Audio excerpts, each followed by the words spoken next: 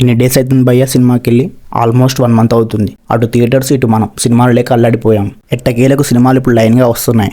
ఈ వీడియోలో gangs of Godavari movie review చూద్దాం. బాలయ్య గారు ఈ సినిమా గురించి old wine in the new bottle అని విశ్వక్సేన్తో అన్నారంట. ఆయన అన్నట్టే సినిమా కొత్తగా ఈ కాలంలో వచ్చిన మూవీ చూస్తుంటే కొన్ని సీన్స్ వేరే పాత సినిమాల్లో చూసినట్టు అనిపిస్తుంది. ఇక స్టోరీలోకి వెళ్తే ఈ సినిమాలో విశ్వక్సేన్ రత్న అనే క్యారెక్టర్ చేశాడు భయ్య. రత్నకి జీవితంలో ఏదైనా పెద్దగా సాధించాలని ఉండేది. ఆ టైంలో బుజ్జి అనే అమ్మాయి తన జీవితంలోకి వస్తుంది. ఆమె వచ్చాక రత్న జీవితంలో ఏం జరిగింది అనేది స్టోరీ. పెర్ఫార్మెన్స్ గురించి మాట్లాడుకుంటే విశ్వక్సేన్ ఆ క్యారెక్టర్లో జీవించేశాడు భయ్య. న్యాచురల్గా చేశాడు. నిహాకి సినిమాలో అంత స్కోప్ లేదు, అయినా ఆమెకి ఇచ్చిన సీన్స్లో చాలా బాగా చేసింది. అంజలి క్యారెక్టర్ సపోర్టింగ్ రోల్లా అనిపించింది. విలన్స్ని ఇంకా సీరియస్గా ఉండే వాళ్ళని తీసుకుంటే బాగుండేది. యువన్ మ్యూజిక్ బాగానే ఇచ్చాడు భయ్య. ఎస్పెషల్లీ చుట్టంలో చూసిపోకల సాంగ్ బాగుంది. ఓవరాల్గా ఈ సినిమా గురించి చెప్పాలంటే ఈ మూవీపై ఎంతో ఎక్స్పెక్టేషన్స్ ఉండే భయ్య. ఫస్ట్ హాఫ్ బాగానే ఉంది, కానీ సెకండ్ హాఫే కొంచెం స్లోగా అనిపించింది. ఇక ఈ మూవీకి నేను ఇచ్చే రేటింగ్ 2.7 అవుట్ ఆఫ్ 5.